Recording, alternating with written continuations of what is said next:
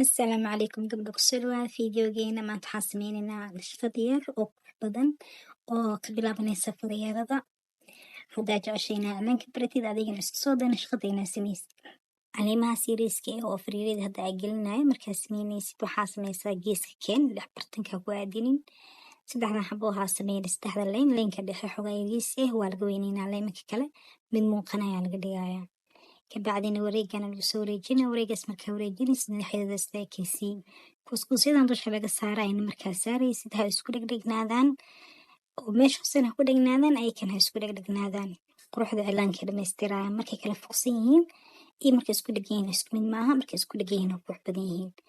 wareegana saddexaas caleemo yarkaa dhexda ka gelinay kabacdina waa soo wareejinaynaa markaa wareejinaysa tartiib u samee maxaa ahayd markii qofka wax boobsiiyo sidii oo la rabo ugu hagaagayaan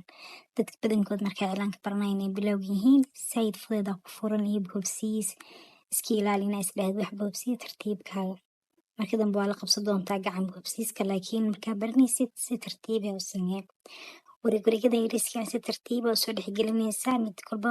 booskiisaa gelinaysaa markaa dhammayno wareeg kale inta saarayna si tartiib ah u wareegi markaa canjeerada xamal aad sameynaysid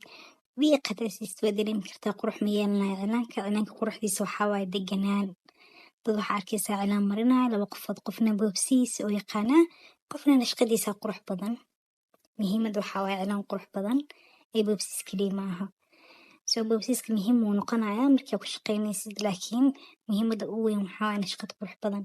nashqadaada hadii qurux badan tahay xataa waa lagu fadhiin karaa waa lagu sugi karaa laakiin boobsiisa aqaana keligeed wax ma kuu tareyso soo cilaanka tartiib u mari si qurux badan loo mari sida isku day haddaa tahay qof cilaanka baranaya oo baraxti keenayo ama keliis qof isbaraa haddaa tahay ama qof macani haysto markasta nashqadii maalintaas aa qaadatid haddaad isbaraysid nashqadii aa meel kasoo arkootid hadduu qofku baraya nashqadii maalintaas lagu siiyey ku celceli markaa ku celcelisid nashqadaas aa meel saartid markaas isku day inaa nashqada xigta u gudatid taas waxay kaa caawinaysaa halka nashqad inaad si fiican u taqaanid insha allah fideogan waxaa uga hadli doonaa sida qof oo maskaxdiisa nashqadaha uu keeni karaa sidee adigoo meel dhanka fiirinin aa nashqadaha maskaxdaada ugu keeni kartaa maxaa ahayd dadka badankooda waxay ka caawinayaan waxaa waaye sidee nashqad maskaxdooda ugu keeni lahaayeen inay nashqad maskaxdaada ka keentid waxyaabaa looga baahan yahay waxyaabaa laga rabo insha allah video wixii aa uga hadli doonaa please haddaa subscribe ii saarin subscribe ii saar like noo saar waxna iska soo comment garee please commenti koro videoga nagu qaadaya wax uun commentiga nagu soo reeb aad waa mahadsan tahay daawashadaada ku mahadsan tahay haddaa tahay qof cilaanka baranaya nashqada isku day haddaa ahayn qof cilaanka baranayane waxaa ku rajey doonaa inaa maalin uun baratid sababtoo wax xirfada gacantaada hadee taqaan waxaa wax iska anfacay waaye haddaa hooyatay gabdhahaga oo marinaya walaalaha oo marinaya haddaa gabar yar tahay way ku anfacayaan wax oo dhibkaaga imaanaya ma wax ku anfacaya waaye waa ku mahadsantihiin daawashadiina